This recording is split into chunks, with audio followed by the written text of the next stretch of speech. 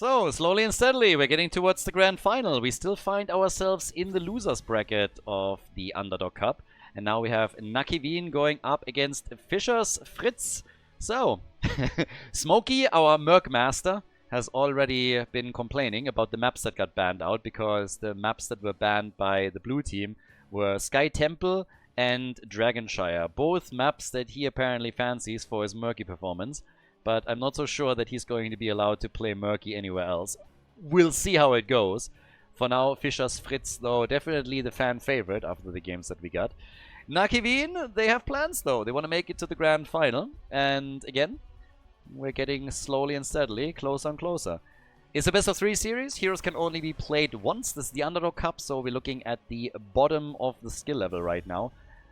Just as a bit of a contrast to the top-level play that we normally take with tournaments. But in this tournament, we literally restricted to teams that participate in Heroes Lounge Division 5 and 4, the lowest one in the amateur scene. And once again, the shout out to Heroes Lounge. There's a link in the description of the video. If you watch this on YouTube, heroeslounge.gg. You can sign up as an individual player. It doesn't cost anything. They have a fantastic Discord. They have a great community. If you're a little bit tired of being thrown together with randos that are not really interested in playing, you know, goal-oriented in your solo queue games, then this might be a fantastic alternative for you. So I would highly recommend that you look into it if you haven't done so yet. So all the info is there. Just check them out. And they organize this tournament with me. Prize money is put up by me. Bit of pizza money for the teams here. This is a bit to push the amateur scene, you know, have them have a bit of fun here too and dip their toe into the competitive waters. And we'll see what we're going to get here. The entertainment factor is definitely there, especially after our last series that we just had. So let's see what we're going to get.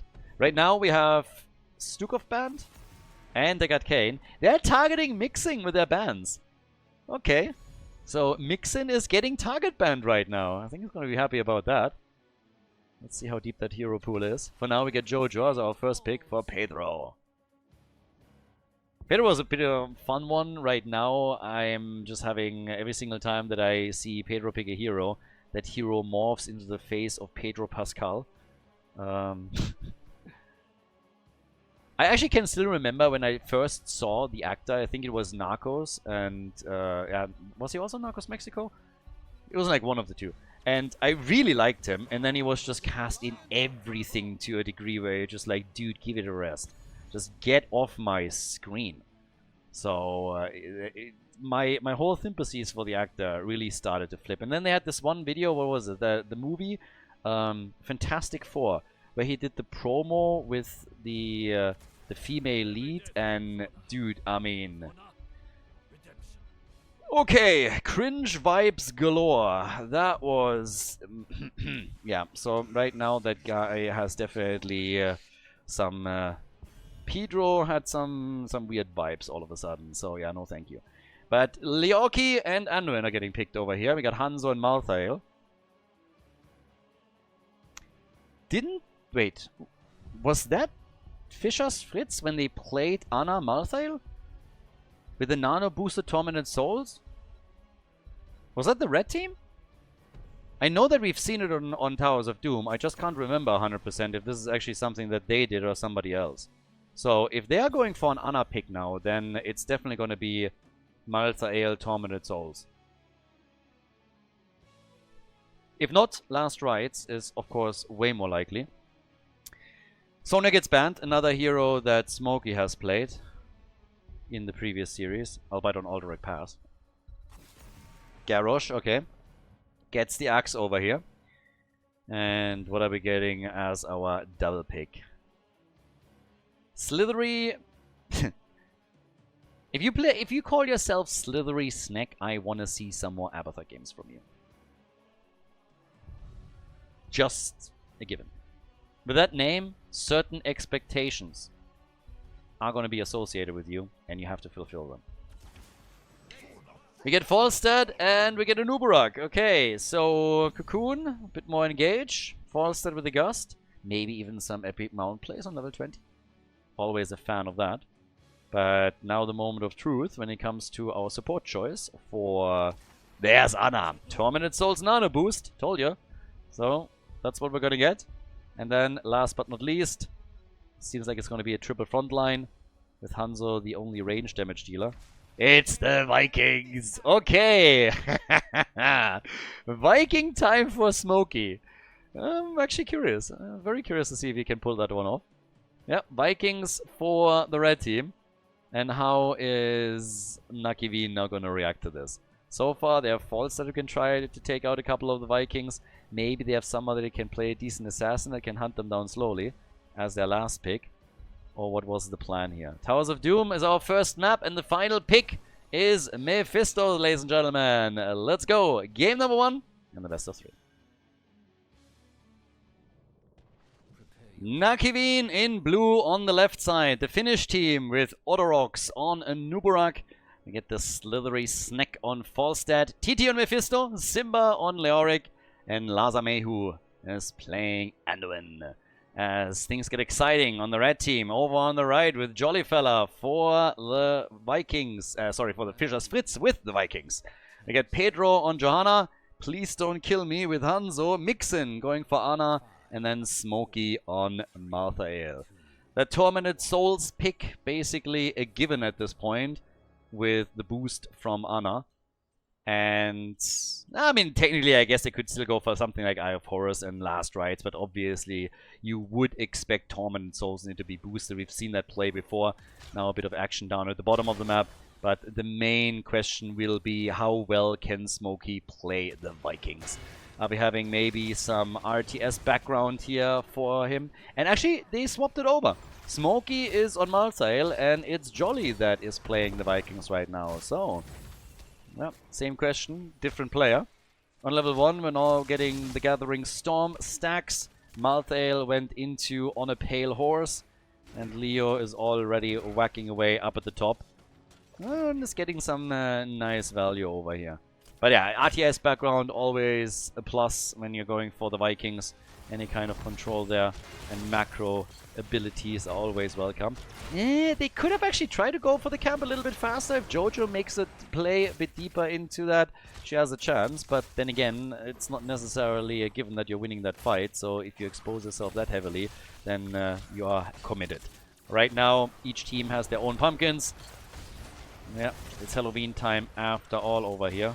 Well, Halloween more or less over, but it still counts. It still counts. We're still in that time frame where I say like, okay, this is going to be worth it. But right now, another quick move from Jojo with another condemn. Anduin, look at that! Anduin grew a pair for a second, ran into the fight towards the front line instead of running away from it and sitting at the back. And then all of a sudden decided that it's maybe not his place either way and just moved back out. So, yeah. But for just a moment, you know, maybe it was a bit of a testosterone boost that he got there. He was on the front lines and it's a new experience for him. So, yeah, a little bit of credit. Moving out of his comfort zone just slightly. Level 4 gives us Eric the Swift. We have also Neil Peasants for Leoric. More grenade build for Anna. And Leo is doing damage topside. Yeah, Leo is doing work.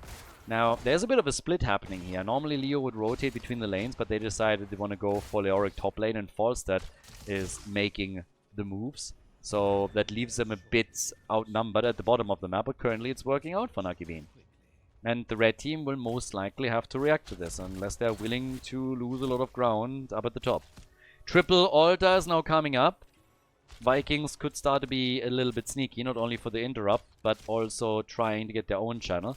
They're actually letting Eric channel apparently here. Usually I would expect him over here on the left somewhere, just like trying to hide and attempting to get some interrupts going. But that's not what we're getting. Instead, it's a steal attempt. Smokey! Oh! No! What a fail! Oh my god! They're losing both of the top altars to this now and have a chance to fight this one at the bottom of the map as well. Check that one out. Oh, that one hurt. So, right there and then full on yellow card. Yeah, that hurt. Now Falstad down at the bottom of the map. We're still having the chase on Anduin as they're trying to get more than that. They might be able to get Anduin. And, well, there's the kill. Anduin is dead too. It's a triple altar. They're getting a triple altar over here. I feel a little bit sorry for Leoric, I'm not gonna lie. That's the moment where you just hope that your team doesn't realize what just happened. You're like, I'm sorry guys, I was too late. I'm sorry, I was just a moment too late. Oh boy, that hurt. Now, 3 altars to 0. We have an opportunity the blue team going full NA. But maybe we're jumping ahead a little bit too far here. But a 40-0 is still in the cards. Usually the hope or dreams of that happening are already dying on the first altar rotation. But there is still an opportunity right now. So time will tell. But the Vikings, again, they're channeling, they're making their moves in the lanes. The problem is still that 2 heroes are being split off to deal with them. And that gives Fischer's Fritz push power at the bottom of the map, but they also have to utilize this, because if not, then they're losing out on the top and the mid lane. So they have to use those 4 heroes at the bottom of the map to really make some plays. If not that, then they have to rotate also somebody towards the lanes in order to deal with this. And that's actually what they're trying to do here. But it was called out nicely by Nakivin, so Falstad has not fallen for the trap, didn't overstay in the mid lane. Double altar at the bottom of the map now. This is where it gets interesting. Actually, it gets the most interesting when we have the horizontal altar spawn. Then we can figure out if there is maybe a 40-0 in the cards. For now, with the vertical spawn, you can actually fight for both. So Vikings are going to try and do that, but look what's happening topside. That's a bell tower lost. This is the problem. They needed to really rotate somebody in. Trying to push at the bottom with 4 against 3 did not work out for them whatsoever. And again, all they are going to do is like split one of your heroes off from the bot lane. Use, for example, in this case, Marsail and help out. So first channel has already happened for the blue team, so the dream is dead. But they can still win the video game, of course. But for now, we have them trying to maintain control down here at the bottom of the map. And it's a 5 versus 3 bell tower situation, so even if they win this one, they're not going to win that much. Now, Balog is already trying to retake. But it seems like with a 5-man for Nakivin, they're going to grab this one too. So that's 10 shots fired already. Leoki is dead. Nano boosted Malthael with last rights, by the way. Nano boosted last rights over nano boosted Tormented Soul is what we're getting here. Balog trying to retake. They have 3 kills to 0. That's the good news. And the stack for Malthael is obviously a nice little boon too. If you are getting that cooldown reduction and you can work that in a few times over the rest of the game, then you're gonna have a really nice time with the ult. And can YOLO that out however much you want. But they are still struggling with reclaiming their bell tower control at the top with Leo now defending. And the situation hasn't really changed. There's still 2 heroes pushing, so they need to change their strategy. Malthael going for the camp is fine, but they need to change the strategy and at some point deal with Falstad, or it's going to be another bell tower here in the middle they are in danger of losing. Now, Malthael is about to have his ult back up and could use it here to get another stack. They are making a play for it, the arrow missing completely, and this is one of the problems. They have to fight here. Like, why not fight? It's a 4 versus 4. They're just giving... They're not taking any... They have a numbers advantage at the bottom, don't exploit it enough, and are just okay with losing too much ground here. Now, they still had an experience, but on the objective... They maintain a bit of a lead. That bell tower situation, though, is troublesome. Either way, by now we have Marsail back up with his ult, so if he sees an opportunity, they could technically try and get him another stack. And seems like that's exactly what they're going to attempt to do here. Blessed Shield is out and misses. Last right, and that's a kill. They could even get a second one. Marsail, though, was completely locked out by the cocoon. Channels are happening, 5 shots fired against 3. Falstad trying to get kills as he escorts the pumpkins in, and that's another 3 shots fired. So this is the big problem now for Fischer's Fritz. They're losing on the core points. Now, again, the fight at the bottom of the map is currently happening without Anduin. So there's a chance to push this more aggressively. But they have to rethink their strategy on the map a bit if they really want to have a shot, or they're going to be overwhelmed eventually. The lean experience is nice for them, though. Inevitable end is in. Yeah, Jojo gets attacked. Doesn't have her ult out. Johanna still alive. Malthael tries last rites and doesn't get the kill. Instead, Malthael is gone. They're forcing it too hard now. Smokey is clearly trying to get cooldown reduction here. And force that a little bit too hard. Can definitely get those kills later. I mean, don't get me wrong. But in this case, it's not even his death. It's most of the cooldown that he burned. That's also a problem. And they're losing more ground. This is all about late game, obviously. So they still have a lot of good tools available that they could use. But they're also... they're not really in a position where they are showing any confidence. Great arrow. And now Malthael is missing. Malthael would have been wrecking this now. Malthael in that situation would have been the absolute dream. So instead, he doesn't have his ult. He wasn't there. Johanna dies. And this is just how it starts. They still have a lead in experience, which is neat. They also reclaimed the topside bell tower. So they're not in a horrible spot. It's just the direction of the game, the way that it's been going, the general trend that is a huge concern here. So Malthael now busy in the middle. Still against Falstad. I'm trying to do some damage here. Hasn't even taken that... I mean, should have probably taken that globe there. Anna! Ooh, the body block. Mix is in trouble. Gets at least one hit out with the sleep dart, but that's another kill for them.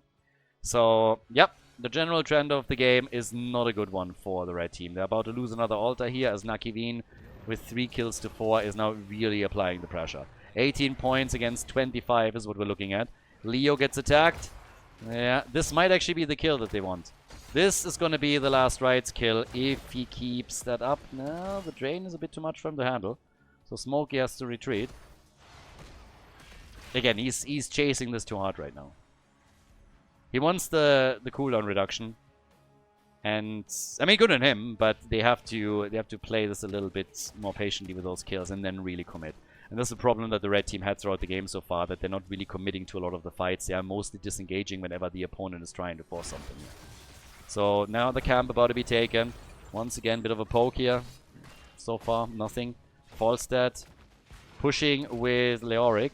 And they've been doing a good job just using that tag team as a push combo. Blessed Shield! And yeah, that's going to be a kill. They're going to get it right here. Did Smokey just walk towards the bottom? Okay, so they get the... Did he walk? I mean, what? I don't think it was Gusta towards the end. I think he actually also misclicked, right? He might have misclicked the minimap or something. They got the kill anyway, so it doesn't matter too much. But, yeah, that's Falstad at least gone. Anubarak still attacking. Malthael at the top with the Vikings, trying to get the pumpkins for now. They still have the lead in experience, so that's good. And Leo is actually... Somebody needs to go to the top lane from the blue team. Vikings can still try and make a move here. By sneaking some of these altars away now. So, a little bit more damage. Yeah, Viking also with the Inspire that they can kick in a moment.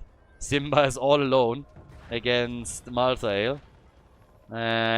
Even if the Vikings are just interrupting him, they should delay. There's a triple altar now up, so there's 2 heroes already topside. Everybody else is fighting down at the bottom of the map. That's an opportunity for sure for the red team to get another one. Nice body block against the Nubarak. Is that going to be enough? And the answer is yes. No. Yes. Did they get it? Yeah, they got it. All right. So, 17 to 14 shots fired. And points left, I should say. And that's our 5 versus 5. Last rights would take down Leoric. And he lost vision. Can go for Falstad. And Falstad gasps before the ult can be used. He had a shot against Leoric here, but then lost vision as Leoric moved back out. Falstad sacrifices Gust, and this is a hit. So yeah, this is stack number 2. 10-second cooldown reduction now in total. They take Leorki down. Balog falls. They are getting more momentum at the bottom of the map now as well. But Anubarak with a nice dive with the ult, with a light bomb from Anduin. That eliminates Hanzo.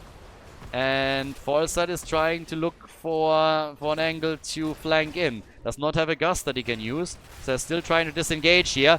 And Malthael! He gets the heals. And interestingly enough, also the Tormented Souls. I don't think that was really necessary here. I mean, again, helps him, of course, but I don't think that was really needed at this point. The heals were already there. Nobody got close enough. A little bit chaotic with the Vikings now also having some trouble. Falstad still in the middle. Smokey is about to have his ult back, and Balog is still pushing the top, so they maintain the lead in experience. And with them having level 16 talents, that of course means that the Vikings have more and more of an impact in team fights too, since they have Large and Charge, which they can always use with Olaf. So another tower going down at the top. Bot lane pressure is still there. And now that we have 4 versus 4 bell towers, the situation is definitely much better. Malzal is also saying hello. Has his ult back up and ready. But Lazamehu is very likely going to get this one for free. Jojo moves in and is just not close enough to make a play for this.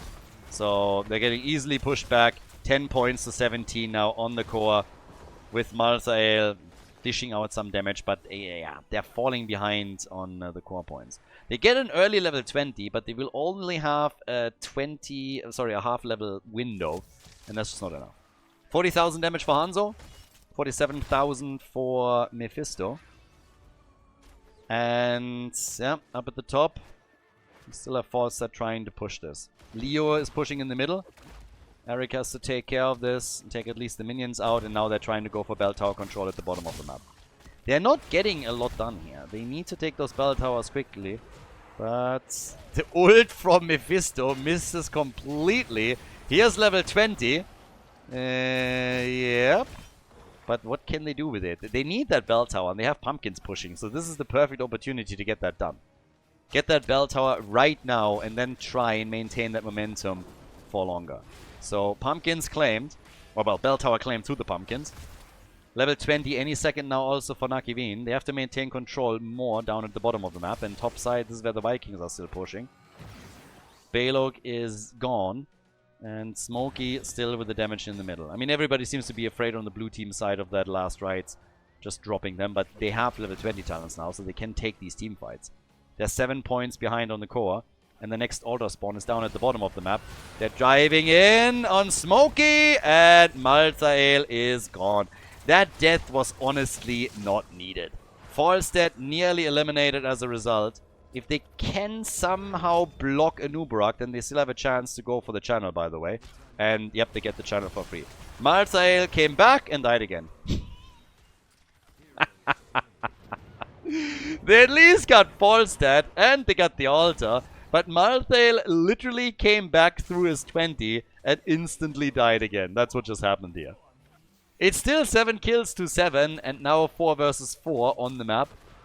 So yeah, I'm not even sure. I'm not sure who got the better end of the last fight. I'm just saying it's again a wild game. The Fischer's Fritz is currently delivering one banger after another.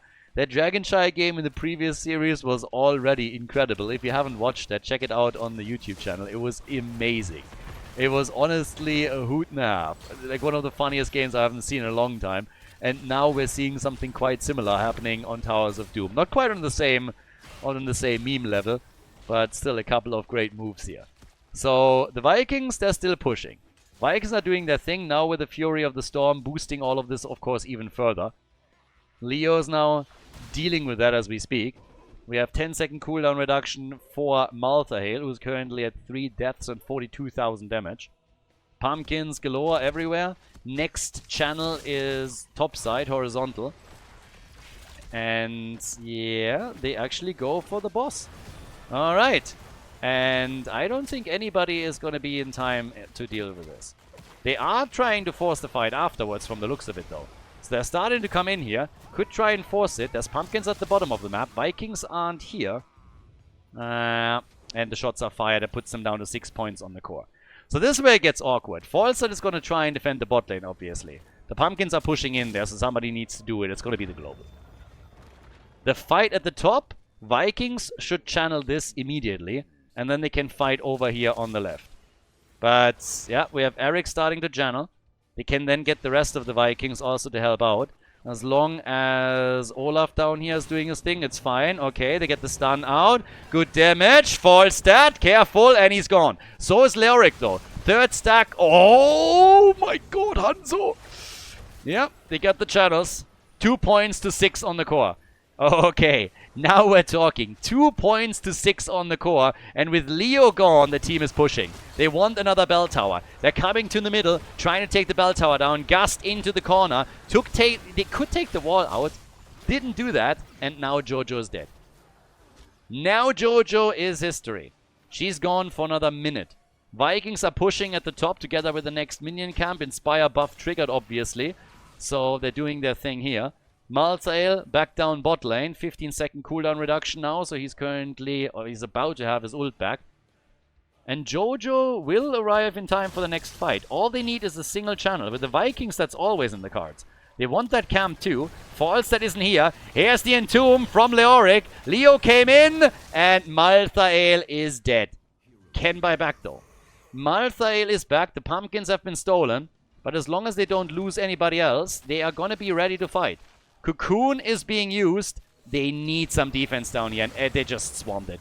Hanzo is dead now. They went too far out. They got too greedy as they were going for those pumpkins, and now they're losing Mixin as well.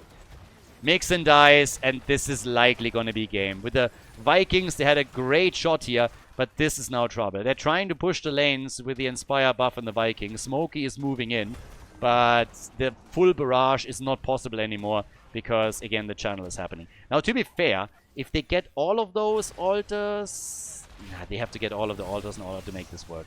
So they need to try and delay this. I would have loved for a Viking to hide down here and try and get the channel or buy them time by interrupting. And they haven't done it. So now top side is getting moved. They try and get it there.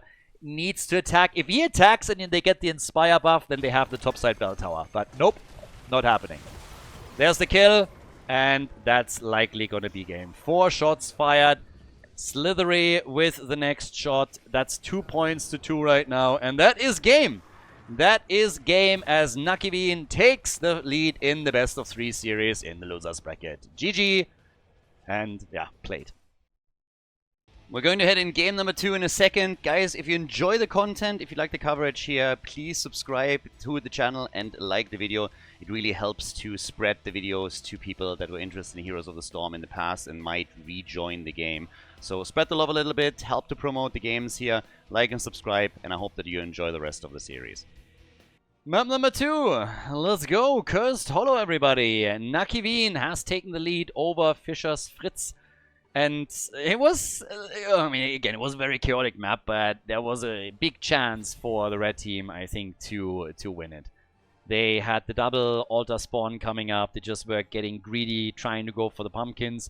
For good reasons, obviously, but what happened is they lost heroes there. Then they tried to hide underneath their own bell tower, were chased down by the opponent, lost even more heroes. All of a sudden, all control was gone, and that sealed their fate. So definitely a chance for Fischer's Fritz to win with the Vikings. But at the end of the game, it was the blue team that was able to lock in the W and have now match point as we're going into Cursed Hollow. Map, by the way, taken by Nakiveen. So, are we gonna see Murky here? That's probably the biggest question. I mean, at the end of the day, Smokey might be willing to play Murky on this one, but also maybe not. The 10 heroes that have been played before cannot be played again, so those are out. That eliminates some of the globals that could also help you on a map like Cursed Hollow. We still have, obviously, a few around, like the Haka, for example. So, that's something. I'm still very much interested to see what we're also getting in regards to bans, because they targeted Mixin as the support a lot, and apparently they're going to do the same thing again. Stukov banned, might go into the Deckard Cain ban again. They deviated away into Anna, which worked nicely for most part, but are they willing to also sacrifice another ban to ban the Haka out, or are they any other heroes that they're a little bit worried about? With Maiev already taken off the table, we're just gonna get rid of Dehaka. So all of the globals are essentially gone. So at this point we have the globals eliminated. We have some pseudo globals still available. You could go ETC with stage dive. You could go into Illidan with Hunt, to name a few. So there is a couple of tools around that if you are really trying to get a global, you can still use. Brightwing has with the new patch and the Inspire mechanic a bit more of an impact on the side lane as well. Usually the one thing that we're criticizing on Brightwing as a global is that you can't just push a side lane with Brightwing because you don't have the wave clear. But if you're now going for structures, you actually have the Inspire mechanic kicking in, and that might help you a bit in that regard. So you still have a chance to utilize that. It's not quite the same as having False Order Dehaka in the game, but still. Dagger Kane indeed got banned, so they're target banning Mixin again, and we get for the red team Garrosh as a first pick. Still plenty of supports around. Brightwing just one that we named a second ago, but I'm not going to run into any choke points here. At least I wouldn't assume so. There's no bottleneck plays from them. Mixin has a deep enough hero pool to deal with it, but those are definitely two of the most impactful ones for him. Vala early on and Brightwing. And with Vala, there's now an interesting interplay because we could see arrow, multi-shot, or auto attack build from Vala. Mostly because this is the lower end of the spectrum right now. So, for example, arrow build here can work for you, for sure. Helps you also with bosses. Normally, we would see an auto attack. It depends a little bit on what exactly they're going to pick. If this was higher level play, I would say auto attack for sure. But given the priority that we had previously also into multi-shot builds, or even on other maps that are not Infernal Shrines, we could see that again. We'll see. But either way, by now we have Sonya banned out. And, well... So they're actually targeting the side lane a little bit. Smokey has played Sonya in a previous game on Alterac Pass, and ever since then they apparently said, okay, we don't want to deal with this either. Now, final ban. Let's see what exactly Fischer's Fritz is going to get rid of. This might be the final map in the series, obviously. I mean, it's match point for Nakivin right now. Fischer's Fritz could win this and force game number 3. They were certainly close enough in game number 1 to make that potentially happen. Arthur's getting banned now too. So teams have definitely done a bit of research on each other to look at some of the heroes that people prefer here. That's one of the things that you can definitely do in the lower end with the hero pools for players usually being a bit smaller. You can try and ban some of their preference picks away and make it harder for the opponent to get a proper comp going. If you're going into a best of 5, for example, into game number 4 and 5, that's actually playing a real big role because hero pools are a lot smaller. Now we got Thrall and we get Jaina. So double damage for Nakivin already. Range damage, so we're not getting a triple frontline or double support for Vala to support her and try to keep her Gambit in play. Greymane and our final pick. So Junkrat Greymane for damage. And now it's Smokey time. So what is going to run the side lane? Last time they went for Malthael after picking the Vikings before. And now with Khaldor being a pretty important map, we indeed get Murky. So Murky is in the house again. This is the 3rd time now that Smokey plays Murky. And once that you have that Octograb in, there's a lot of potential follow-ups from the red team. And Greymane, of course, with a lot of burst too. So it's Murky time. Slime time once again. That leaves us with the final pick for map number 2 on the side of Nakivin.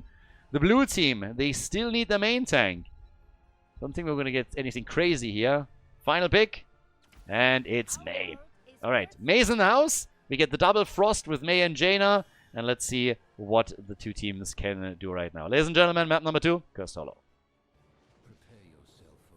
Game number 2. Over on the left, we have Nakivin in the lead in the series with Simba on Thrall. TT on Jaina. We get Slithery Snack on Vala. Still waiting, of course, for that level 1 pick. Autorox on Mei and Lazamehu with Brightwing. Over on the right side, Smokey with a fishy deal, playing Murky. We got Pedro on Garrosh. Please Don't Kill Me is playing Junkrat.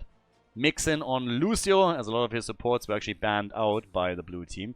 And Jollyfella with Greymane. So, it is Murky time once again. And can the Merc Master deliver? Trolling Thunder for Thrall on level 1. And now, of course, the question immediately what exactly Vala is going to take. And there it is. The arrow build. Great for taking bosses, assuming Monster Hunter on 7. That's the question. If they're going to go for it. You don't necessarily have to. There's alternatives, obviously, that you can use. But arrow potential. Arrow has a lot of potential in team fights around tributes in particular. There's no minions there, so you can do a lot. Oh, May is in a bit of trouble here. She may be dead. Yep. And she is dead. Okay, so May's gone. Pulled a Lauber. Gets killed before the 1 minute mark. And now the opportunity to, yeah, maybe capitalize on this a little bit. They could technically have made a move here if they assumed this. And yeah, this is not going well for the blue team in the first place. So if they really wanted to, they could have just come in here and tried to steal this away if the assumption was, hey, we can take this. But they didn't even try. They instead go there for their own siege giants over here. Down at the bottom of the map, we are having yeah, Junkrat with a bit of extra damage. Triggering also, of course, the Inspire buff. And Junkrat can be very annoying moving from lane to lane, just pushing minion waves in, triggering Inspire, and then moving back out with the mobility that he has. So that's always a bit of a problem. Slithery is again just doing the bare minimum. He is honestly, like, he's a bit of a min-max player. We've seen him run away with Hanzo earlier, and ever since then I was a bit suspicious of the guy. But now he's just hiding in the bush waiting for the frog. Murky is now finally appearing, but we'll get at least one arrow connect, so there's that. And that pushes Murky down already a bit. Egg is in the middle, by the way. So mid lane Egg at this point. And down at the bottom of the map, yeah, still the siege giants are there, attempting to escort through, but they're quickly targeted by the two Frost players over here, by May and by Jaina. Vala with a repeating arrow, as you would expect. The only question is really the level 7 talent. If you're going for Monster Hunter, ooh, that's a kill. Nice! Fischer's Fritz, ladies and gentlemen. Yeah, they're getting kill number 2 already. This is a great start for them. Trying to force game 3, so they're doing okay. Now, Vala misses the arrow, but connects the second one. So, it's all about trying to get the stacks together. It's going to be quite important for her to make the play towards the objective once those tributes spawn, because this is basically the perfect environment for her to get stacks together. As I was about to say earlier, if they go Monster Hunter, she can easily go for some camp clear, especially around siege giants, and also help out with the boss. So, on a macro level, that could help them. Yeah, gets... Okay, I was expecting an arrow. Works the auto attacks in. Mixes and moves towards the top. Trying to help out here in the middle. I mean, taking that out quickly, but still, they need Vala to scale into the late game a bit heavier. And for that to happen, she needs stacks. And right now, they are playing a 4 versus 3 at the bottom of the map. So Vala should try and rotate over here. Is still dealing with the middle. Thrall is pushing though, and he's actually doing a lot of work. So as long as they can maintain control, or as long as they can make sure that the red team doesn't get the tribute, they can pin them down a bit here. Vala is now slowly moving in, but they're losing May. Can still try and interrupt, and Vala is instantly moving towards the middle. So with the red team not making a play for the objective, there's just more and more moves made by Nakivin to try and get structural damage in. And I don't understand what Fischer's Fritz is doing. I mean, first of all, it's kind of crazy to me that they're getting kills this easily. But they still haven't channeled this, and they're sitting with 4 at the bottom of the map. My question would be, why? Because that's a fort lost. You're playing into the hands of your opponent by just not making moves here, and you lost your first fort for no actual reason. So now the attempt at an interrupt works out, by the way. Vala can get another arrow connected. Still staying away a bit. Their vision. 1 arrow in. Gets the interrupt. May is going to be able to get out. There's another arrow. Sitting at 6 stacks. And went indeed into Monster Hunter. So they're controlling the space around the tribute. There's still a camp, or the outliers of a camp at the top for a bit longer to stop the push. And Vala is now working the arrows at the bottom of the map and is getting quite a few of them.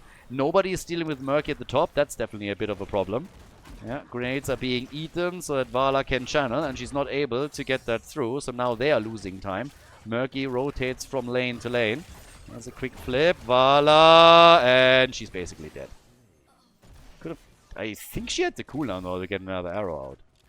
So... very, very weird decision making. I mean, Fischer's Fritz did not take the tribute when they could and lost a fort because of it. It's fine to delay the tribute, but not if you are just spending all of your resources at the bottom of the map and not getting anything out of it.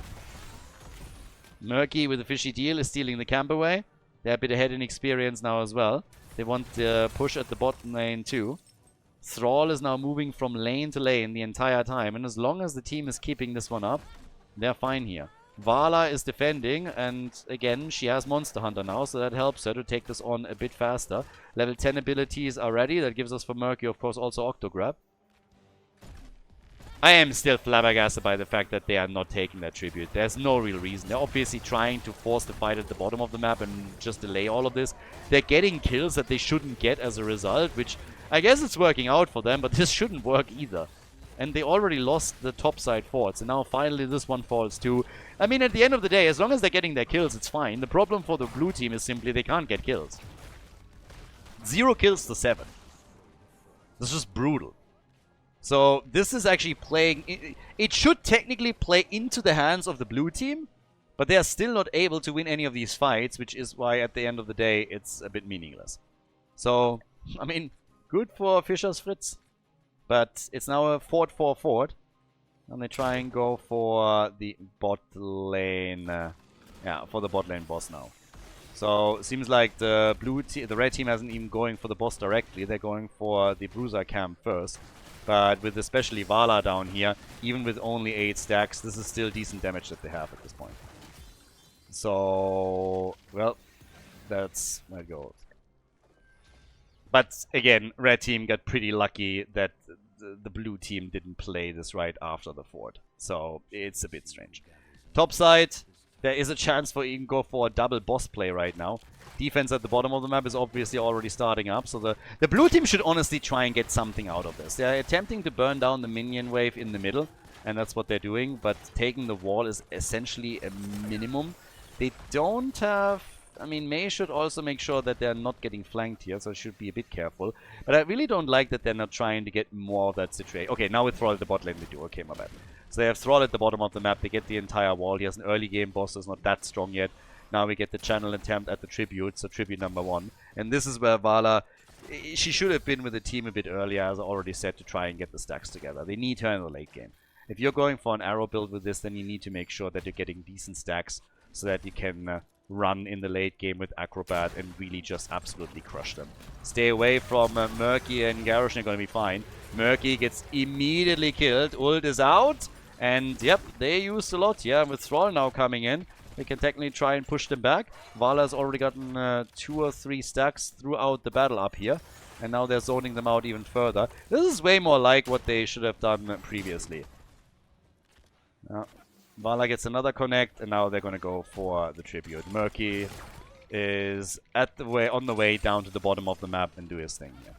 So, yeah. 7 kills to 1. Finally got a kill too.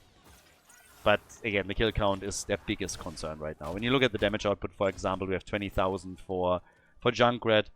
We have 10,000 for Jaina. To be honest with you, the fact alone that Nakiveen is not too far behind in experience is big, considering the massive gap in hero experience. And it's mainly through the minion XP. And this is the problem that Fischer's Fritz invited earlier when they were going for the bottom, when they didn't take the bottom tribute. Because they lost a mad amount of lane experience during that time. So, and the fort. So that was the big issue right there. If they would have split one of their heroes and then at least soaked the lanes, it would have been a different story. But given the fact that they have this many kills, they should be far more ahead. If not for Nakiveen losing that many heroes in the process, blue team would be in an even better spot. But now we got the siphoning arrow, so a little bit of sustain for Vala now too. Yeah, still getting the arrows connected here. They need to stay away from specifically Garrosh, of course. Murky was trying to take another camp. Brightwing has to help out over here. Can help with the defense, but that means that a few heroes are now missing up at the top. Vala still working one hit after another. But the problem for Vala is still that they are... Gets the heal, and Mixon is all alone. And makes it out. No! About to be killed by minions and makes it out with negative hit points. So, boss done against Mei. The fort is gone. Murky is pushing the bottom of the map. The blue team is playing this a bit too chaotically.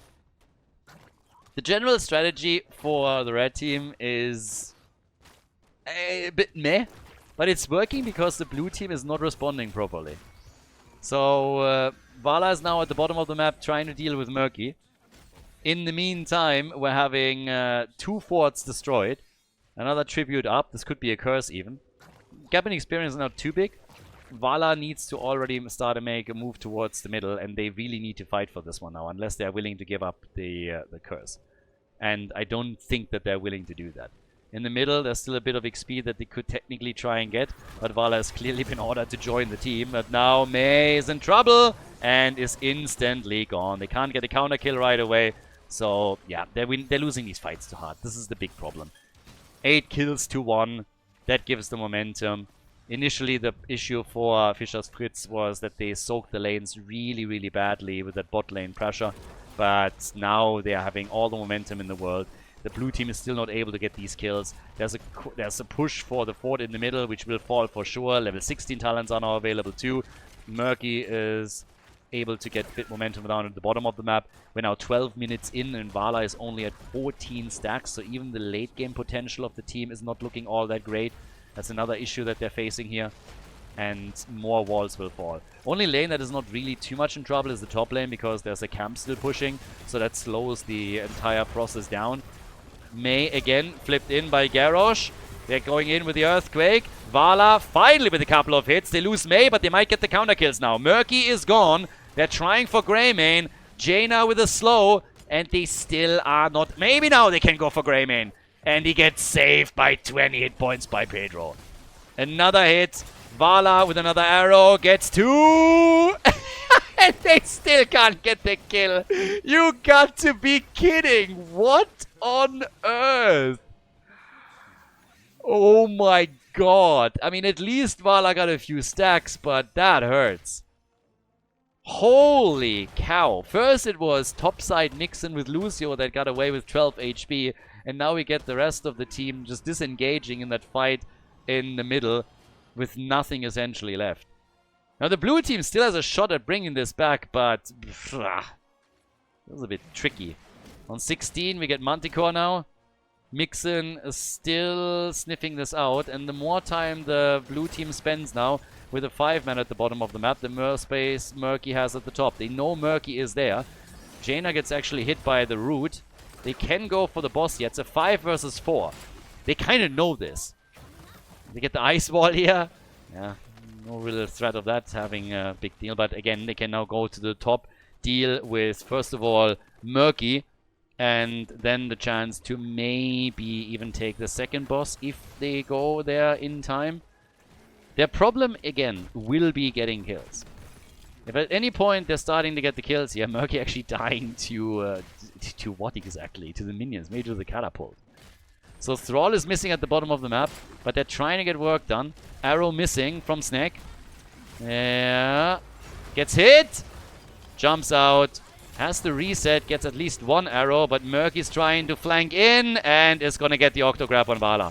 Vala gets hit by the Octograb. Murky down. Jaina completes her quest at least and has an ice block, but Mei is dead too. Thrall wasn't here. 5 versus 4, and the flank was too much for them to handle. They needed Thrall down here. This is the one thing that really works for Fischer's Fritz, that they are creating these opportunities where they have the numbers advantage. I mean, it comes at a cost. They're losing out on minion experience quite a bit. But with passive XP and with the hero XP, they make more than up for it. They have also closed this gap a bit. Pedro, a little bit too trigger happy here on his hotkeys. But top side, that's where we now have the boss coming in. Easy channel for Murky without any interrupt potential. They are more than a level ahead, and they are working on level 3. We're getting closer and closer to a level 3 opportunity here for them. And Nakivin, only chance that I see for them if they somehow can force a proper 5 versus 5 and coordinate the team. On level 20, I guess Acrobat is going to boost the damage of Vala even further, but they are clearly having trouble dealing with Murky. At least at this point. Earlier was a bit easier for them to get all of that done, but right now it's starting to become a problem on the side lanes for them. And somebody needs to deal with it. I mean, honestly, I would send... okay, the Thrall's there. They could go for Jaina in this. They obviously are going to try and fight at the top. But there's level 20 now, so they're going to defend this as best as they can. Staying away from Garrosh, so there's no additional kills coming. Thrall is dealing with the bot lane and can then move towards the top, and has to, quickly. Because they need him here. They can't play with the 4 versus 5 against level 20 talents. And the boss is at least going to be taken out fairly easily by Vala, or at least it should. Thrall comes in. If they force a fight here, Murky isn't here. If you can force a fight with Earthquake, maybe even without a level 20 talent, they might have a shot. They have to soak an entire level. It's all about the slows right now, but the red team is not giving them anything. And the keep still stands. So keep still standing. And another tribute for Murky. Half a level that they need to soak. Damage output, 30,000 for Jaina. Vala on 21k. And then on the other side, you have Greymane with 30,000. You have Junkrat with 46,000. They're trying to set up another trap here. Half a level until 20. So far, nobody is falling for it. And, yeah, Mei is not falling for it either. She sniffs it out. He checks it. So, they're fine. They know that something's up. Simba was all the way down at the bottom of the map, also playing this super safe. And Mei is currently not really working for them. She died 6 times already. So, Odorox is having trouble at the front line staying alive. Down at the bottom of the map, Thrall currently dealing with the camp. Murky already saying hello here. Gets the Octo Grab in. Hits them with a big fish. And, yeah, Thrall should be fine here. Triggers his own trade. 4 versus 4 now, up at the top again as the team is pushing for the keep. Vala with 21 stacks. They're closing in on 20. They soon have it, but there's a tribute up in 16 seconds, so they really need to hurry up. 20 any moment now. Thrall still getting some extra XP. Can't really overstay. They're gonna get the experience anyways at the top, but the keeper's already fallen. Now we have a level 20 in. Brightwing with the Fairy Protector. We get the Earthen Shield. And there's checking, and Mei dies. No! As they have 20, they get too cocky. They jump in. There's the Ice Block. Earthquake is ready. Vala is about to die. They get Garrosh at least, but they need more than that. And Murky is already on the channel. Smokey not even with the team. They needed more kills here. Once that they realized that Murky was channeling, they needed to jump after them. It was a 3 versus 3 at that moment, and they just didn't. I think there was a shot with Acrobat to get the kill.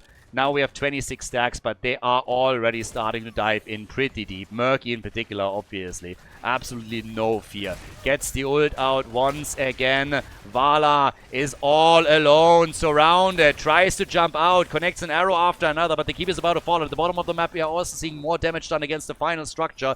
13 kills to 2, and more likely that Fischer's Fritz ends it here and forces game number 3 in the series. Right now, 140,000 siege damage for Murky. The shield already gone. Vala boosting her damage further and further. We get a kill on Lucio at least, but the final keep is about to be lost. Vala trying to rely on, yep, the Acrobat, and they get another kill. Core still losing hit points as Murky is just slapping the shit out of it. The Core is actually losing a lot of hit points because of that, but they're finally getting the kill. That's 67% on the Core now. All of the keeps gone. They gotta go for the boss immediately. I honestly don't understand what they're afraid of. Why are you checking... I mean, okay, fair enough. Check bushes is fine. But they need to be a little bit fast on this. So they have the entire team around. If you can't fight with a 5 versus 4, then you're in trouble. At this point, just take Murky out. Play it slow, play it safe, and do your thing. So they get the boss, and now they need to start pushing with it. I mean, they're running out of time. Somebody has to try and defeat here. Brightwing honestly should be the one staying back and then Hearth in. Can still deal with Murky to an extent, but at this point, I mean, it's getting wild here. 13 kills to 5. Junkrat will be back. They're afraid of a backdoor. Now they see Murky. I think they have a little bit more vision right now, but they were clearly afraid of being backdoored. And now that they have vision of Murky, Thrall should join them. And he doesn't. Thrall, he dealt with most of the catapults already. If you want to have a chance to bring this back, you need to get some damage done. You need to take some structures out. So once they saw Murky, Thrall should have retreated. Well, no, sorry, not retreated. Joined them and try and make a play. But now they're losing too much ground because there's a boss up at the top. And you have to face the boss once that he gets attacked by the opponent. I'm actually a little bit blown away by the fact that they're going for the Bruiser camp right now. They need to deal with that boss. There is no other way. So they're on the way as we speak. Murky is already there. Boss is slowly getting attacked. And yep, they just need to make sure that it doesn't get grabbed. So they're right there. And they are going to be forced into a bad fight. I mean, it's just the fact of it. You don't have a fort left anymore. You don't have a keep left anymore. You have nothing. If you retreat too far, that boss is going to be taken. Ooh, tactical pause by Vixen. Yeah, they just lost Junkrat. Okay, that would be a pretty wild twist if Junkrat drops completely, can't rejoin, and they have to play it out like that. That could be the one way how they're still losing that game. But let's hope that Junkrat can reconnect, whatever the problem is here.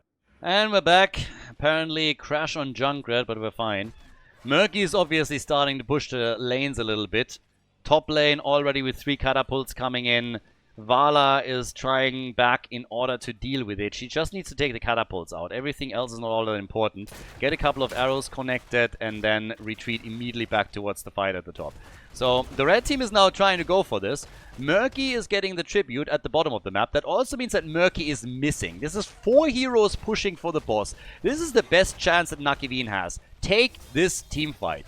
Ice blocked very early from Mei. Misses the wall. They need to force this. They had a chance to force that fight. Now the boss is still up and they're still fighting for this. But this is the one shot that you have. This is the one... You need to win this fight or you're out. This is basically what it is. So here comes Octograb. They go for Thrall. Murky's gone. Earth and Shield saves the day. Can they get Greymane? And the answer is yes. Greymane is down. Lucio somehow able to escape, but Garrosh is about to fall. This is the opportunity. Boss can be taken right now. Send the hero back to defend the core and take the boss. So that's the move that they gotta make. They send too many back. No, they're fine here. Alright, Mei gets back too. They see the attack, and it's a full-on backdoor attempt right now. As long as they deal with it, they're going to be fine here. They need to take this boss over here. They're going to be totally fine. So now the red team is panicking. The red team is panicking, and for good reason. Vala should probably not stay in the route. They take the boss, and now they can just disengage here. They just need to make sure that they're not dying. And now the chance to push with this. Thrall can stay back, deal with Murky a little bit. They got 25 seconds until Garrosh is back as well. So now the chance to go not only for the tribute, but push the top lane a little bit. Red team is attempting to slow them down as best as they can. They got vision of Murky, so this is really the shot right there. Red team is panicking, and for good reason. They still are massively ahead in structures, obviously, but now the push towards the top. Murky still in play over here against Thrall. They're still going to be totally fine. It's a 4 versus 4 at the top. They're starting to come in with damage immediately. Riptire's already out. They need at a minimum to take out one of the keeps. They need something here. Vala with 35 stacks. It's still not great, but it's way better than previously. Jumps in once again. They try the RNG and push down Garrosh. He's low, but he's not down yet. They're trying for the keep and need to at least take this one out. And it looks good for them, but they're not quite there yet. Thrall dies to Murky. Oh my god. And Vala misses every arrow she uses. Not that it matters anymore. They just need to stop them from hearthing. Murky is going for the core. This should be game right here. Jaina made it back though. Vala is dead. Mei is dead. And this is going to be the end of the game one way or another. Murky was able to get the kill on Thrall. And now it's 12 points on the core. And everybody is just starting to rush in to finish what they started. 25 minutes into the game. We're going to game number 3. Murky is on a mission, not quite able to finish it, but the rest of the team is in, and that is that. Fischer's Fritz wins game number 2. They take Cursed Hollow and force the 3rd map in the series. GG. Coming up next, we have game number 3 for you guys. Before we go, a big shout out to everybody that is supporting the channel on patreon.com/Khaldor. Really appreciate the support, guys. Thank you very, very much. If you want to support the channel, if you want to support our efforts to keep the Heroes of the Storm esports scene live with all of the events and tournaments that we're hosting, then please consider to check out patreon.com/Khaldor and support the channel there. It's the best way to support all of the things that we're currently doing for the scene and plan to do in the future. With that being said, enjoy the next game of the series. Final map in the series. Alright guys, we are going to Brexit. Let's go. Interesting choice as the final map. It was a choice from Fischer's Fritz after their successful Murky performance. Super chaotic game though. I mean, so many strategies that were bad to begin with and then somehow still ended up working because the opponent also was not quite sure what to do. And a little bit of a headless chicken performance towards the end. Nucky Wien with some pretty good attempts to bring it back at least. But once that Murky got the kill against Thrall, it was essentially the end of the game. And to be fair to Thrall, if you have to defend against 3 lanes, take the catapults out, you already get some damage in from Murky, and then at some point you know that Octograb just comes in and the minion waves also dish out damage to you. It's not all that easy. As a ranged AoE damage dealer, that would have been a bit of a better slot, but they were already in a pretty bad spot with all the keeps gone. So yeah, huge problem. Either way, chaotic second game, but hey, I'm here for a chaotic third game for sure. So, it seems like they're going for the same ban pattern again. Nucky Wien banned out Stukov and Deckard Cain in both of the previous maps, so I don't think they're going to change their MO here, unless they want to go for, let's say, Stukov first pick. In that case, obviously, they would let that slide. Maiev gets banned again. We have now 20 heroes that were played and can therefore not be played again. Yeah, and they're apparently debating it. They are apparently thinking about picking Stukov first. I don't see another reason why they would not ban out Stukov, considering how consistent they were with this. Chromie gets banned. This is going to get interesting now. And now they ban Stukov. Okay, so at this point, Fischer's Fritz just like, nope. If you think we're going to give you our boy, that ain't happening. So they ban Stukov out. Chromie has been eliminated.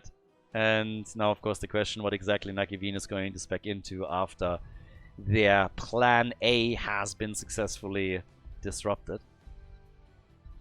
I mean, this is what it comes down to at the end of the day. And Fischer's Fritz with their side lane pressure. Oh ho ho ho! Morales! There's no way they're going for a backdoor strategy, right? Yeah, Tyrael gets picked. So they pick Tyrael away and they take Genji. Which is really good for the red team, because now they have 2 heroes that can jump the terrain and rotate between the mid and the top lane. And again, the reminder that it's actually the map choice of Fischer's Fritz. So if they actually practice anything on Braxis, then they can do a lot here. Morales could still be played for a backdoor strategy without Tyrael. Makes it a little bit less powerful, but you can still do it. If you get an Asmodan pick, Sylvana, Zagara, yeah, well, not with these guys. Okay, so no backdoor strategy after all. They go for Morales. They want to have their pocket heal here. We got Mal'Ganis and Rexxar, so Rexxar's going to run the top lane. But, yeah, we're not going to get a backdoor Morales performance. So they will very likely pick themselves an auto-attacker. So they can go for the Stim Drone. Tassadar gets banned. I'm kind of intrigued to see what specifically the red team is now going to do. They might go Karazim, honestly, as their support. Just so that they have even more mobility on the map. And would jump around there. Well, jump between the lanes. Top laner is going to be also curious. Blaze is still up, I think, right? So you could actually go for a proper comp. Go Blaze top lane and have Tyrael Blaze, which is always nice. But given the way that Smokey has played so far, I could see some crazy stuff. I honestly half expected to see more Asmodan in the series. After the top level players picked Asmodan now quite regularly, I think this would have been pretty neat too. But we get Gul'dan, so that's the AoE clear down at the bottom of the map. Auriel for Mixon. And then Smokey, last but not least, for the top lane. But for the blue team, after they went into Morales, what's going to be the Stim Drone target? Assuming Stim Drone, obviously. I mean, right now, you would have an auto-attacker. A lot of them have already been played, can't be played again. Actually, Jimmy is still up. Suljin could be taken.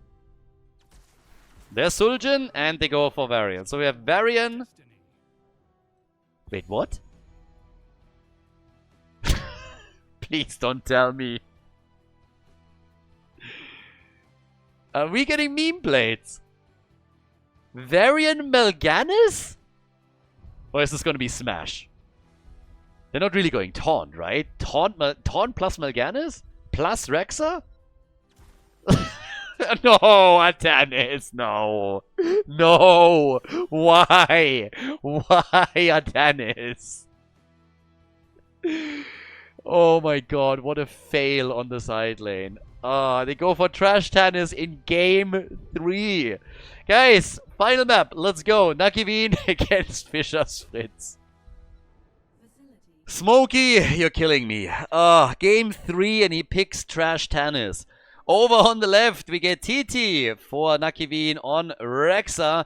We got Lazamehu on Morales. Slithering Snack on Suljin. Autorox is playing Mal'Ganis. And then Simba on Varian as a side laner. Varian's level 4. Honestly, half of me just doesn't want to see it.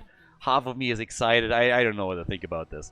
Then over on the right side, we got Pedro on Tyrael. We got Please Don't Kill Me on Genji. Jolly Fella on Gul'dan. Mixin on Oriel. And then Artanis with one of the shittiest picks. Smokey on Artanis. I mean, honestly, Protector of Aya is trying to stack this a bit, but Artanis is an absolute horrible choice here. So many good side laners still around that would really, really help you, and then you have Artanis instead. I mean, again, as I said in the past, you can win games with Artanis, but you don't win them because of Artanis, you win them despite Artanis. So, we'll see what he can do here. He's going to try and get some extra damage out of his level 1 by stacking against Misha. Still atrocious pick. Blaze was up. So many good side laners are still up. Even if we were just gone for Asmodine, I would have preferred that. Okay, not really true with Tyrael as main tank. But, yeah, we'll see. Again, that is... They could have made the entire draft so much stronger by just going for a different pick here. So, the theory crafting of Artanis is, of course, stack your level 1 against Misha. But again, even if you stack it nicely, still a shitty choice. So, they're aggressively pushing at the bottom of the map, trying to go for, well, a little bit for Suljin here too. Morales is going to be interesting with this as well. We have on level 1 for Varian, Lions more right here. And the level 4 talent, this is where memes could become real. If you give me now Meme Blades plus Stim Drone from Morales, I mean, yeah. Division 4 and 5 absolutely delivering here so far. And the camp fight, it's just wild. Tyrael is gone, but he's gonna get the double connect and he gets a double kill. Oh my god.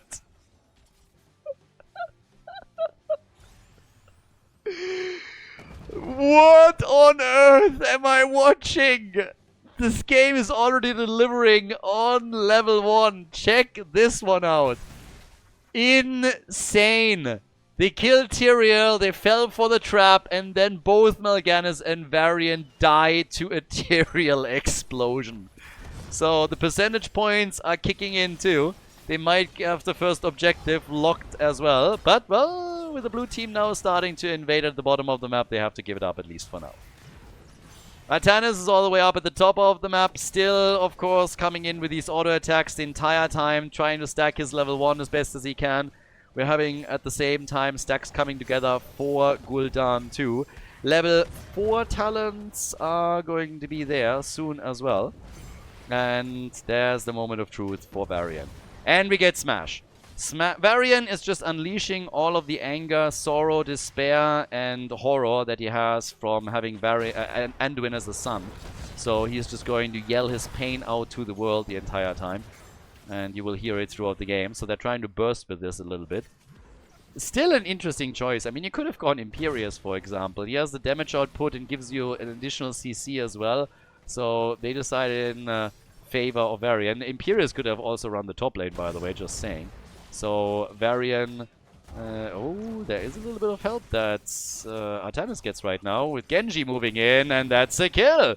Nice! Genji gets the kill. That's 3 kills to 1. They maintain control at the top lane and have now the opportunity to move down to the bottom of the map, as they are they still need to claim 1 additional beacon. 90 stacks right now for Artanis. I mean, again, at least they're getting something out of this. But there's the heals for our boy Suljin, sitting at 50. In the new PTR patch, the cap has actually been removed. Right now, he is capped at 50 stacks. but in the PTR patch, this is again gone. The community definitely didn't like that at all, and right now, yeah, we'll see. So in the meantime, obviously, we're going to have... I was honestly expecting a bit more aggression at the bottom of the map to try and get the double control over the beacons, but Misha and Rex are already back. Genji's down at the bottom of the map, so more channel abilities or more stack abilities for our boy Artanis right now. And down at the bot lane, yeah, they're still just drawing this out. The full control for the red team. Gul'dan obviously likes the environment here quite a lot too. Gets his easy stacks together. Gets one hit in after another. And yeah, by now we have 8 stacks for Ardent Restoration. Not something that Tiro should be able to get too much out of, because you can't easily rotate between the lanes here. So it's just basically confined to a single lane. But if at any point now Fischer's Fritz is able to push for the beacon, they would get the first objective. And right now, Nakivin hasn't gotten a single percentage point towards that goal. So they're still trying this up at the top. But it's not really working out all that well for Rexa here. Rexa is having a tough time winning that lane, and honestly, he should win this easily. So I really don't understand what exactly Rexa is doing. Because Rexa wins this lane with ease. The whole advantage of having Rexa either on Dragonshire or on this map is that you're splitting Misha and Rexa up, and if you do that right, then Rexa just takes the experience here, and Misha goes for the objective here. And whoever is going up against them can't cover both. That's the whole idea why you go for this. So this lane is being won by Artanis pretty massively, and it's more... I'm not sure if the Rexa player has played a lot of Rexa or not. Now we're seeing a bit more of this. So now Rexa is going down into the point, could attack the top. If you attack now and get the Inspire buff for your minion wave and burn the next minion wave down, you're going to win this lane single-handedly.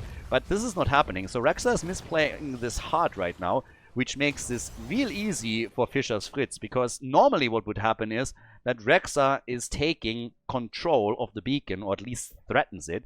If Smokey tries to take it, he's going to lose experience on the lane, and he's also going to lose the lane itself. That applies pressure to the bot lane, and all of a sudden the red team is on the back foot. This is the complete opposite. So the lane where he should do better is currently having some real trouble topside. And down at the bottom of the map, they're losing the 4 versus 4. So, yeah, they're now in trouble on quite a few lanes. They can still stack Suljin, so that's the good news. It's currently at 17 stacks. So, this is helping a little bit. Has gone into first Bone Slicer and then the Vicious Assault as a follow-up. Level 10 abilities would obviously help too. But up at the top, they're still playing this out as a 1v1. So, Rexa doesn't take advantage of having Nisha here. Genji does it right, though.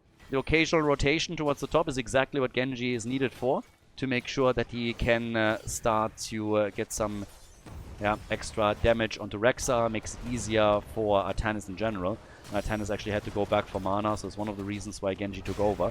That puts him into a 4 versus 3 at the bot lane. But yeah, again, it's Division 4-5, but definitely part of the problem here for now.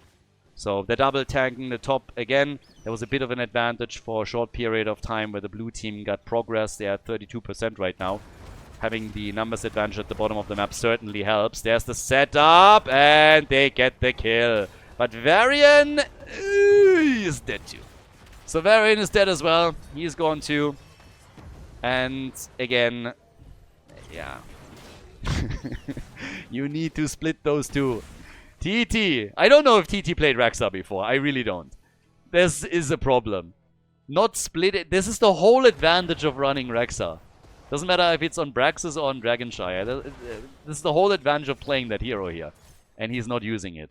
So, yeah. Level 10 is still early for them. So they're going to get an earlier level 10 that they might be able to build on. And by the way, to make matters worse, it also helps Artanis obviously to stack. So, yeah. Still, Artanis needs an insane amount of stacks to get actually good damage out there. That is meaningful. But now we have 27 stacks also for Suljin. That's the upside of this entire thing. That Suljin has his own pocket healer and is able to also work a lot of auto attacks in at the bottom of the map while not exposing himself to too much risk. So, yeah, get some nice attacks out. Sitting at 29. Level 10 abilities for both. Stim Drone ready. X-Strike. And Artanis went into Purifier Beam. Which, ooh, that Horrify. Yeah, Judgment. And the Purifier Beam gets denied. Purifier Beam denied right there. Melganis is still dead though, but they're saving Suljin at least for now. And top side, this is still a 1v1 that is getting played out. Yeah. This is honestly a little bit disastrous for Nakivin. They got a comp and they don't understand the strength of it. So now that top lane does nothing but feed Artanis' level 1. That's all it does. So objective is taken. And they're trying for the swap here. They get it. But Artanis just swapped himself to an early death. Still able to get a kill with Genji though. And that means that there is nobody defending at the top lane. Nobody with AoE damage at least, that is. So already from a draft perspective, there's not a lot of AoE for Nakivin, even with Suljin in play. Meaning that once your opponent has an objective for you, you are just losing the lane because you can't defend against this. Gul'dan on the other side, you know, can burn down a Zerg wave with ease. But the same can't be said for the opponent, so they have to try and attack here. Aegis is getting used instantly, and now Gul'dan is arriving, but they're taking way too much damage here already. And this is the first objective. This is going to be way worse when we're talking about later objectives in the game. So unless the blue team wins objectives later on, they are going to lose to Zerg waves alone. The Zerg waves are going to absolutely crush everything here. They're going to destroy it with ease. And that's a big problem. If you look at what Nakivin has, there's just no AoE damage here.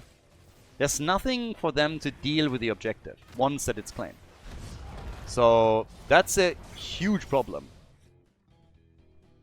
Smoke is now rotated down towards the bottom of the map. We have 50,000 damage for Gul'dan. Artanis again can just stack damage against Misha. It's not really meaningful at this point, but he can help himself for later on in the game when he scales. So he's at 30,000 right now. 45,000 for Suljin. He's actually getting closer and closer to potentially become the top damage dealer in the game. But most of this obviously single target damage, which is still nice. I mean, they can start to do real nice damage with it against individual heroes, but they have to get kills. They need to get kills so that they can take the objective. And if they win the objective handily, then they have a good shot here. The problem is that it doesn't seem that Rexa understands how he needs to play the lane. And that is, yeah, applying more pressure to the blue team than vice versa. So they're already setting this up for an easy kill. Rexa is dead, gets absolutely murdered. Gul'dan with the damage, nice lead by Tyrael. And then on top of that, of course, also the X-Strike. So what they're doing instead, they're now moving towards the top, trying to get the kill on Smokey, which they should get, by the way. And then even the fort. So Artanis is dead. No chance for him, but the defense is there, and they're trying to maintain fort control. Genji is not going to win this one. A bit ambitious, if you ask me. So Genji gone, and all of a sudden that fort is fair play. Now, if they get the kills here, then this is going to work for them.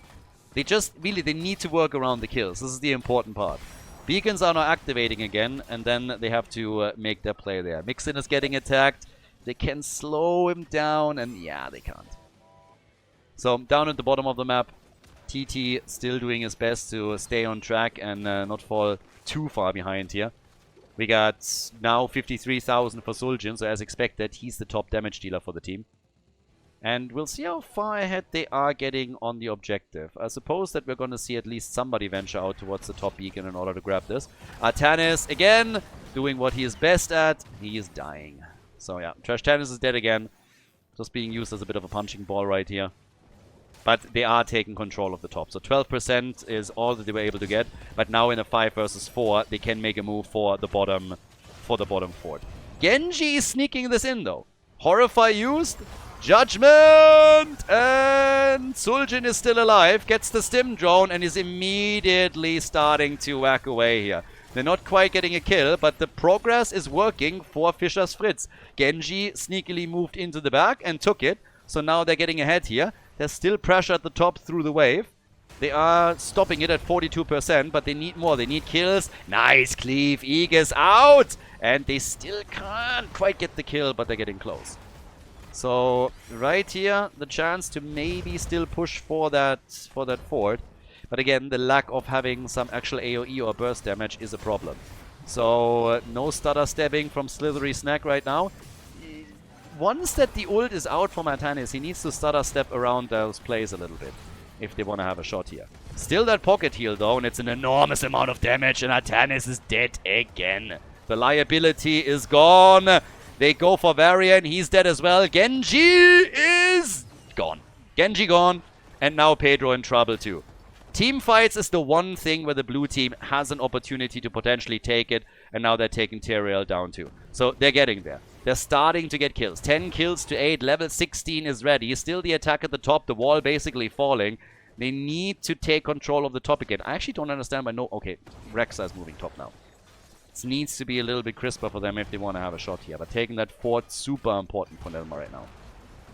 The big danger, again, is that Fischer's Fritze takes a big objective later on in the game because they just don't have enough siege. And then a big push could really snowball this hard. So getting the objective here, big. Good damage also. 72,000 now for Suljin. We have the same for Gul'dan. Starting to take the camps away. But here's the push towards the bottom. So even without a level 16 talent, they're attempting to interrupt this. They're getting forced into a fight though. But it's still a bit of a chaotic engage here. Honestly, I mean, Simba has now also the chance to contribute some damage with his own burst. I don't really know if that's needed though. Taunt might have been even better for them, to tell you the truth. Just to allow somebody like Suljin to do even more damage. They get a quick kill on Gul'dan. Atanis is taking both. Again, they're running around them. The blue team does not pay attention to the minimap. They're losing the objective now again because the mobility of the red team's heroes allows them to sneak in, and they're just not paying attention here. They need to keep an eye on this. Even with them killing heroes as much as they do, they can still lose the game by losing his objectives. And this is now 88% against 64. So the map, the team fights, they all go to Nakivin right now. They're taking camps from the opponent away. They could have gone for a boss too. But they're just taking this and they're immediately rushing away. They're not guarding anything here. They took the camp and now they have to go towards the top again, try and force another fight. Genji is already moving down to the bottom of the map and is attempting to change this. Look at this. They're not taking it. They're chasing. They're losing the objective right now. It's 84% towards 100. That's what we're going to look at. But this is still something that shouldn't happen if you're winning those last 3 team fights this handily. So they got to deal with the objective at the bottom of the map. There's a nice push coming here too. And the blue team, they need a breather. They're nearly done with the baseline quest on Suljin. But they need to really take a deep breath, calm down a little bit, and make sure that they're not giving up beacons as easily as they do right now.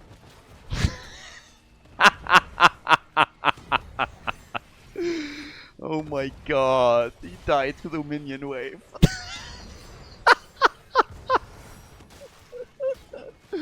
Alright, that hurts. Bye-bye, Atanis.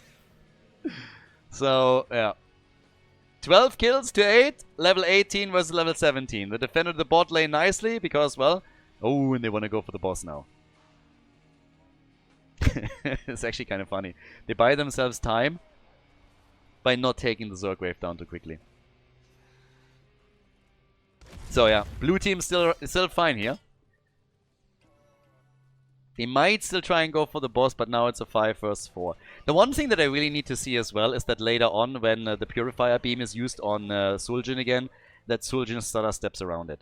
You can't dodge out all of the damage, and you can initially still move, but you can't just run away for the entire duration. You need some mechanics at least to make a bit of a move here. So they're taking the camp, and this is the big advantage now for Nakivin. They have map control because they're winning team fights. They're winning fights, they are taking camps. The danger is, of course, that you are getting a quick move against a single target with a good judgment and follow-ups from Horrify, X-Strike, and all of that. If Nakivin starts losing heroes there, they're in trouble. This boss attempt, they don't need this. This is pointless. Why? Wait until the opponent defends the top keep. But right now, going for a boss, you are ahead by 1.5 levels. You are ahead by 1.5 levels. Why are you forcing this? You have the advantage. This is a way to lose the game. Like, trying to keep them away from the top keep, that's good. But committing, that's a problem. Top keep is in trouble. Let it leash. Top keep is still in trouble. And yeah, they're letting this leash. They can't lose this. Honestly, from the red team's perspective, what they should have done is just go for it and try it. They're trying again because they see Atanas at the top now. Yeah, and now they might actually be able to grab this one. Atanas is still at the top, is now trying to retreat, and they're not willing to risk it here. So Atanas is moving slowly back, is always jumping in, back out. But the blue team, they're gaining experience, they're gaining some time, and they're also getting some damage in at the bottom of the map. So actually they're playing this too badly. I'm not sure if I really like the... Okay, here's the danger. What could have happened is that the red team at some point just says, you know what? Alright, if you go, we just fight the boss now and we're rolling the dice here. Because we are level behind anyways. We are losing keep hit points. We can try and roll the dice here and go for the fight. We have to take a bad fight anyways. Because now look at what's happening. It's half a level until 20.